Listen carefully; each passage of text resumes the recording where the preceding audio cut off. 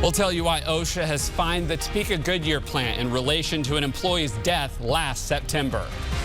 And a shooting overnight has sent one person to the hospital. 13's Phil Anderson is live in Topeka on scene with the details. Live, local, experienced. This is 13 News This Morning, Kansas News Leader.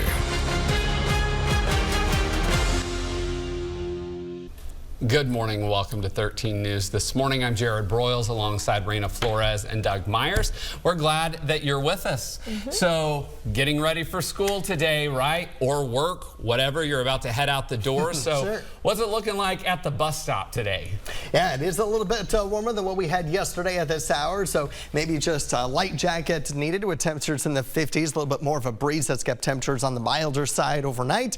And then by this afternoon, another warm and breezy day with highs back in the 80s. Very similar to yesterday, maybe even a degree or two warmer for several areas for this afternoon. Not much going on in our Capital Federal Live storm tracker with clear skies. So no chance of any rain or even cloud coverage for today. So we'll continue with cloud-free conditions once again as we have temperatures starting out at 57 in Topeka and temperatures mostly in the mid to upper 50s, although a few spots down near I-35 are in the low 50s, Malvern and Burlington. So those are our cool spots early this morning. Still about 5 to 15 degrees warmer than what we had yesterday at this hour. And we do have winds out of the south for most areas at about 5 to 15 miles per hour. And southerly winds from yesterday, low to mid 80s. I think southerly winds today will be back in the low to mid 80s as well, with a few upper 80s out towards our western communities. And then we had wind gusts around 30 miles per hour for many spots at a 41 mile per hour wind gusts in Concordia. So that will be similar today as well. Now sustained winds might be just a touch stronger for today.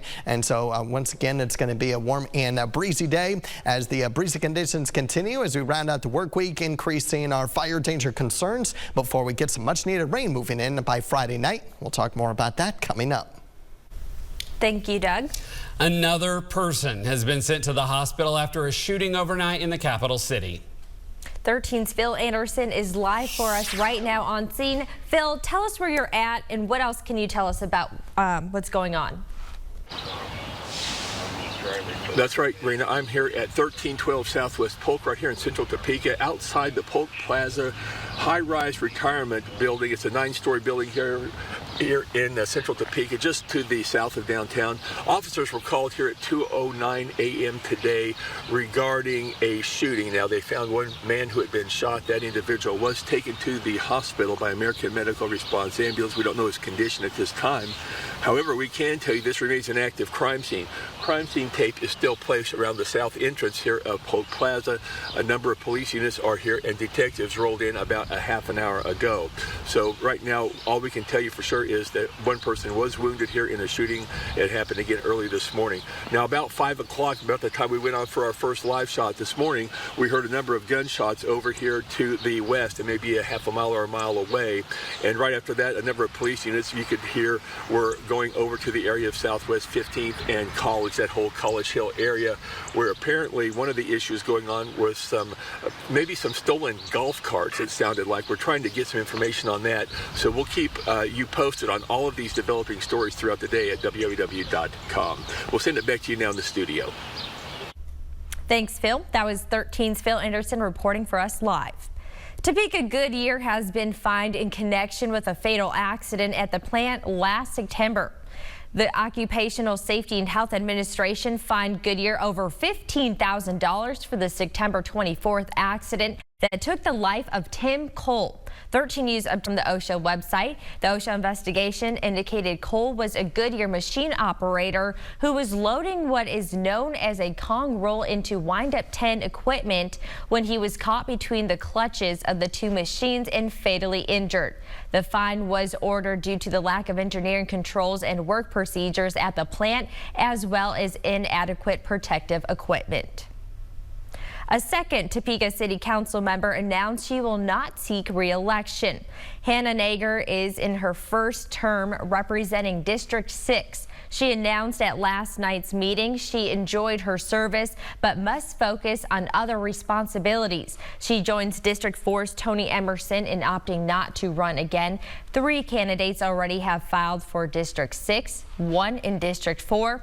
The other 2 incumbents on this November's ballot, District 2's Christina Valdivia Alcala and District 8 Spencer Duncan, both have filed for re-election and currently are unopposed. The filing deadline is June 1st.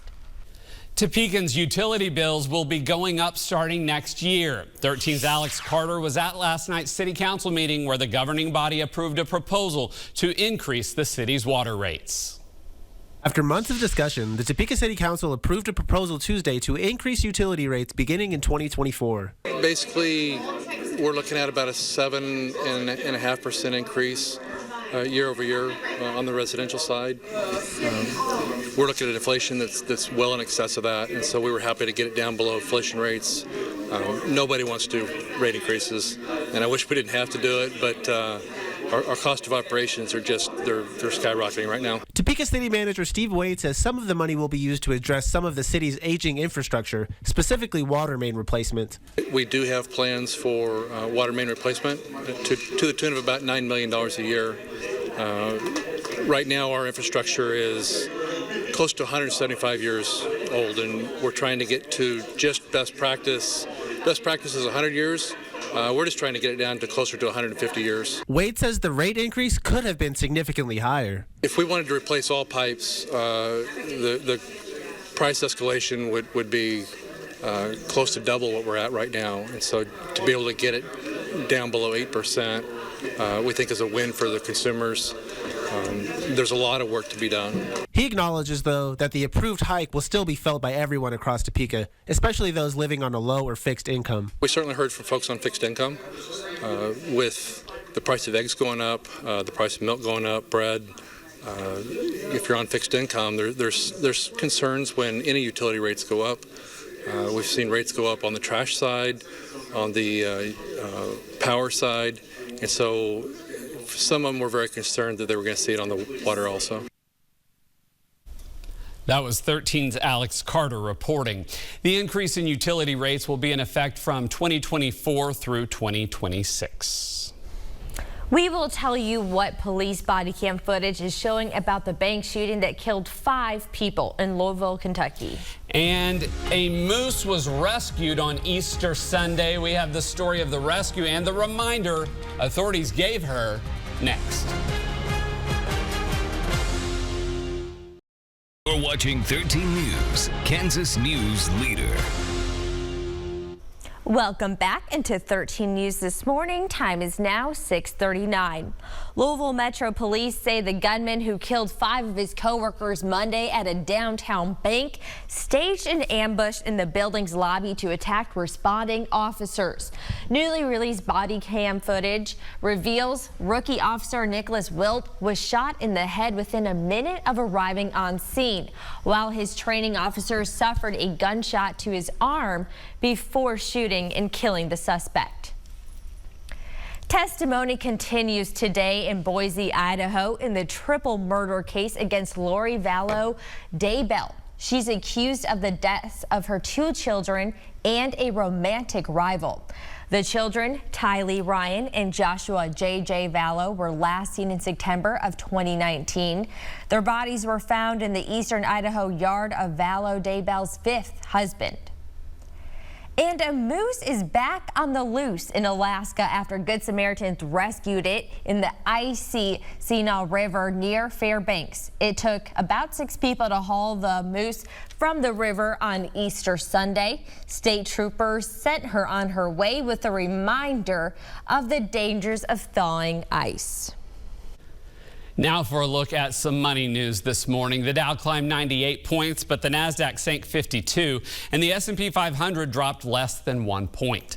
The International Monetary Fund has revised its world economic outlook for global growth 2023 down to 2.8%, a decrease of 0.1 percentage points from January's predictions. The Washington, D.C. based group also projects global growth will only reach around 3% per year over the next 5 years, while warning that any more turmoil in the financial industry could hinder growth. In a news conference yesterday, Treasury Secretary Janet Yellen said the outlook is, quote, reasonably bright. Those projections come as Americans are dealing with record high credit card debt. A new Federal Reserve report says it hit $4.8 trillion in February. Credit card interest rates are also soaring, now at an average of just over 20%, according to Wallet Hub. And soon it may cost you more to mail a letter. The U.S. Postal Service wants to raise the price of a first-class stamp another 3 cents to 66 cents. That would be the 4th rate hike in 2 years. If approved, the increase would take effect July 9th. This is First Alert Weather. All right, we have clear skies and 55 degrees this morning in Emporia with the south wind at 16 miles per hour. It is down to 50 degrees in Burlington and Melbourne. Otherwise, everyone else in the mid to upper 50s. Off to a mild start early this morning, especially compared to what it was yesterday. And your forecast for today will be warming through the 50s and 60s through mid-morning. Already up to 71 by 11. And then setting us up with 70s and 80s for the rest of the day. And those pesky winds will be with us once again for today and for the remainder of the work week and weekend, and even at night too. So if you're wondering when these winds are going to weaken anytime soon, at least for a long period of time, we're gonna have to wait until next week because it's not going to happen through Sunday. So wind gusts will continue to gust around 30 to 40 miles per hour even through Friday, but today and tomorrow we'll have the higher fire danger threat with the relative humidity values coming up a little bit for Friday in advance of our next storm system that will be set to arrive as we head towards late Friday to Friday night with severe weather possible, and then looking at a cool down for the weekend with rain on Saturday. So as far as the fire danger threat is concerned for today, it's mainly out in the western portions of our viewing area where outdoor burning is not recommended, and then it increases and farther up to the east and to the south as we head into tomorrow with the fire weather watch in effect for your Thursday. So just be mindful of these fire danger concerns, and with that in mind, that could lead to some surface smoke that we've seen for the past couple days once again for today, especially out towards the Flint Hills west of Highway 75. So keep that in mind for today as well. So as far as our next rain chance, of course, we definitely need the rain, which will help with our fire danger threats. Most of Friday is expected to be dry. The best chance of rain, the way it looks right now, looks to hold off until after 6 o'clock. But as we go through the evening hours, showers and thunderstorms will be with us through the overnight periods as well. And we have to keep an eye on this because there is a risk for severe weather, especially along and south of I-70. All hazards are possible, but large hail looks to be the primary threat. So we'll continue to keep an eye on this as we get closer. But again, start planning on where you're going to be for Friday night and what the plan of action is going to be in case a warning gets issued for your area. And we'll keep you updated on the WIBW weather app and, of course, all of our newscasts as we get closer to this time frame. Once we get into Saturday, though, and we'll talk about this in the next weather segment, most of the rain will be in the morning, cooling down in the low 60s, but warming back up near 70 on Sunday, and we'll be in the low 70s as we start next week. Thanks, Doug. A fairly new boutique offers shopping, food, coffee, and all of your needs in just one location. We head to Meriden, Kansas for our fork in the road this week. Coming up next.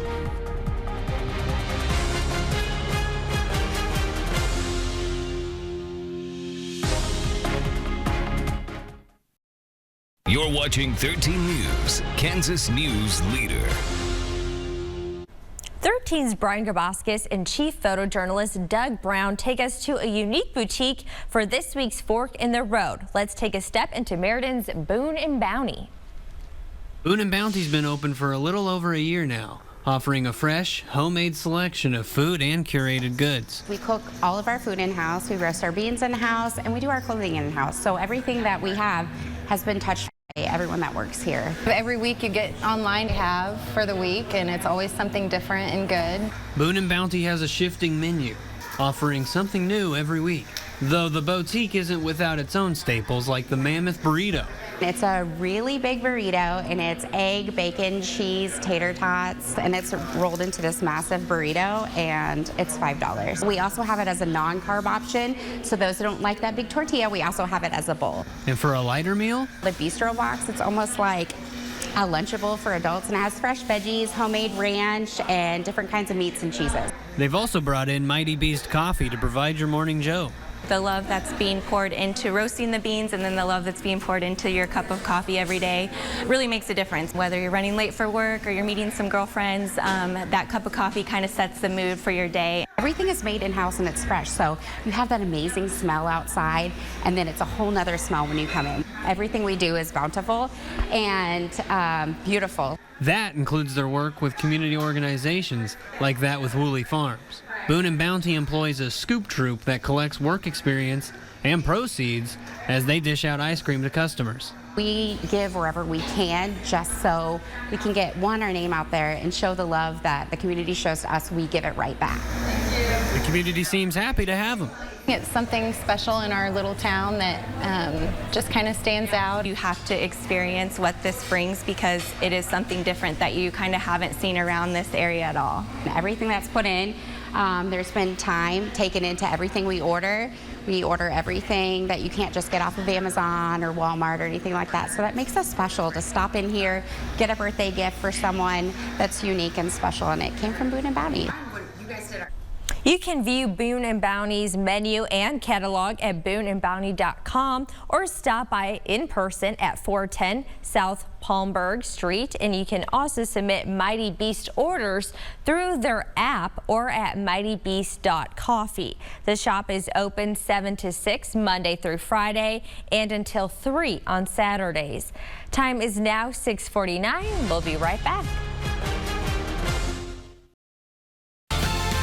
This is First Alert Weather. All right, temperatures over the weekend much cooler than last weekend and much cooler than what we're going to be for the rest of the work week, where highs will be in the 80s. We are keeping an eye on rain that will linger into Saturday, but the question is, how long will it linger into Saturday? You can see breezy conditions continue for both Saturday and Sunday. So here's a look at the European model. Rain is going to be likely in the morning, no doubt about it, just a matter of how quickly the rain pushes out. The European has most of the rain out by midday, leaving us with dry conditions in the afternoon, with most of the rain in Missouri.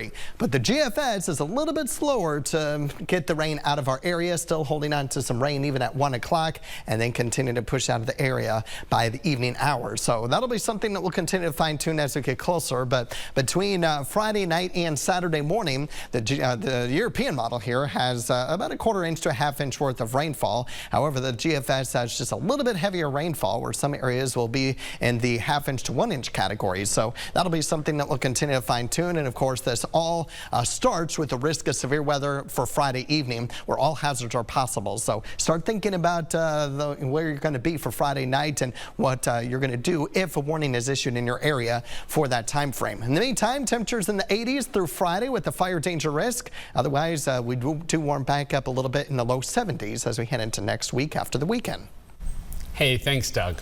We'll tell you why OSHA has fined the Goodyear plant in relation to an employee's death last September. And a shooting overnight in the capital city has sent one person to the hospital. This is a live look. 13's Phil Anderson will be live on the scene with the details when we take a look at what you need to know and your out-the-door forecast after this break. Come on back.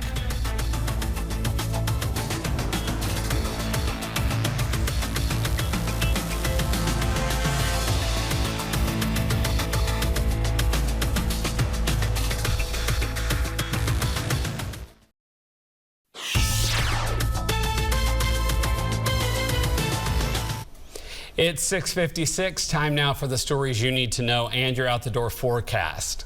Another person has been sent to the hospital after a shooting overnight in the capital city. 13's Phil Anderson has been live throughout the morning for us. So, Phil, what's the very latest?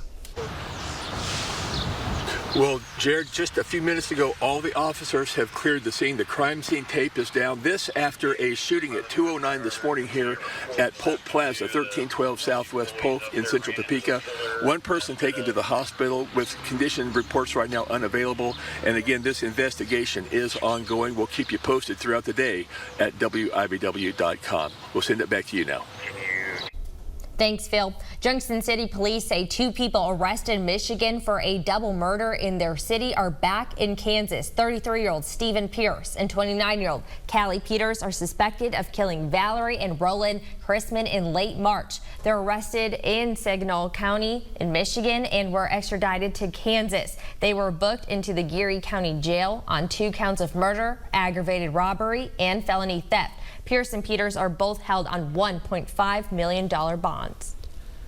A Topeka man has been convicted in the January 2021 death of his 2-year-old daughter.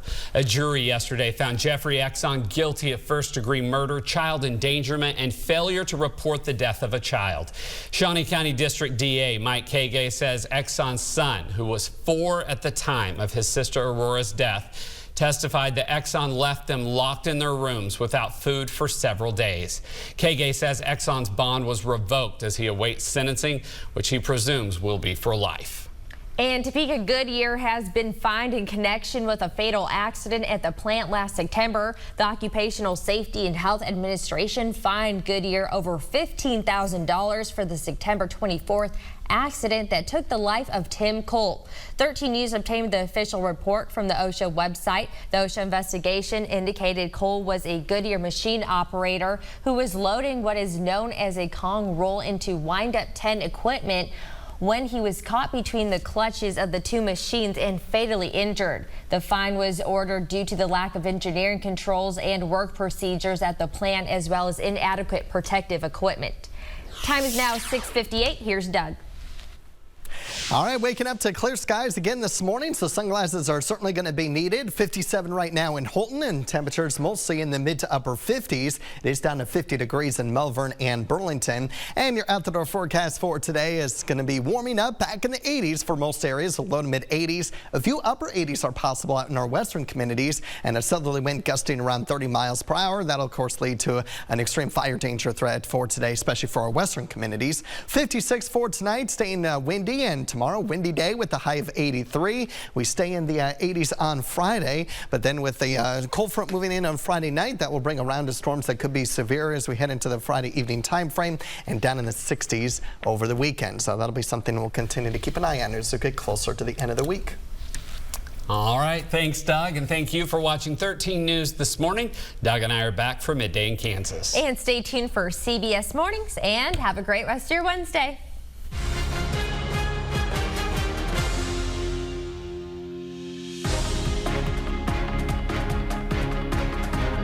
The latest news, weather, and sports at WIBW.com, or follow WIBW on Twitter, Facebook, and our mobile app. Thank you for making 13 News this morning the most watched morning newscast.